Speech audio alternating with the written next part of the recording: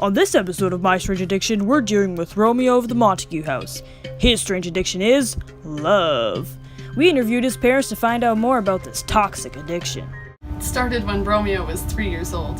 He met Eleanor on the playground. They made eye contact, and he's been obsessed with love ever since. We've been worried about the effects that are starting to show. It wasn't that big of a deal when he was younger because he was young. But now, it is starting to affect his everyday life. Even his friends say that he is lost in the clouds and daydreaming. He even picks flowers. My son cries and picks flowers, and he's next in line. No lord can cry and pick flowers. He's an embarrassment to the entire family. Not only has Romeo quote-unquote embarrassed the family name, but recently he pulled an extravagant stunt by crashing a Capulet party. The Capulets, of course, are the Montagues' rival household, and were not pleased to have him there. The reason for this? A girl named Rosaline was to be there, and Romeo, with his addiction to love, couldn't resist the opportunity. We contacted Romeo's most recent person of interest and asked her about her thoughts on his behavior. Romeo was at the party last night, but I didn't interact with him. He's really creepy and basically a stalker, and I want no part of that. Actually, I think I've seen him taking photos of me before. That's honestly really creepy. I hope he ends up dead. We contacted Romeo to see if he knew about the stalking claims Rosaline was talking about. Oh, that wasn't me. And even if it was, me and Rosaline are over with. It's me and Juliet now. That's right, Romeo's already moved on to a new lady, and this time it's even more scandalous. Hello, I'm Juliet of the Capulet household.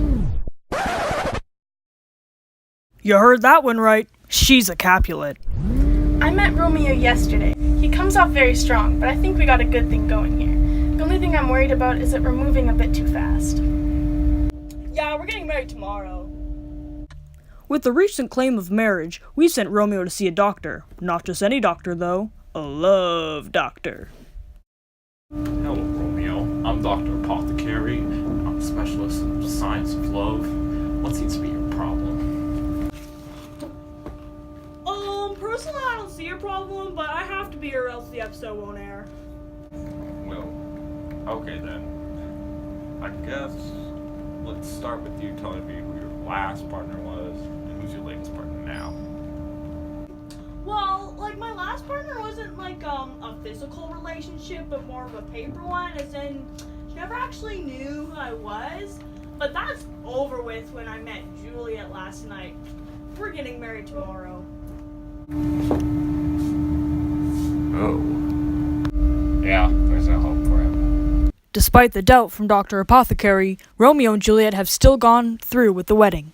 So smile the heavens upon this holy act, that after hours with sorrow chide us not. It was in this moment, Friar Lawrence, a friend of Romeo's and the officiator of the wedding, said that Romeo's eyes looked filled with love for that one person, Juliet. He seemed like he was willing to do anything for her. These violent delights have violent ends, and in their triumph die, like fire and powder, which, as they kiss, consume. The sweetest honey is loathsome in his own deliciousness, and in the taste confounds. It was not only his eyes that were filled with love, his heart was filled with love as well, ready to give all of that to Juliet. Shall thank thee, daughter, for us both.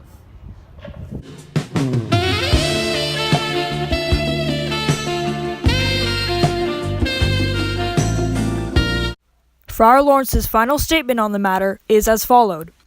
Hopefully, now that Romeo has committed to one woman, he'll stop with the whole love addiction foolery. This wedding could also help join the families together and have all this silly fighting stop, and Verona would finally be, once again, a peaceful place.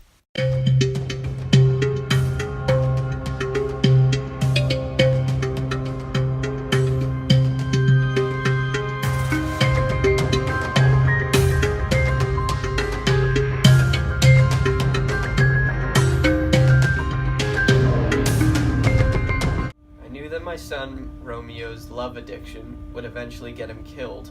It pains me to see him self-destruct like that. At least now the Montague-Capulet rivalry is more or less ended, and everyone in Verona is living in harmony.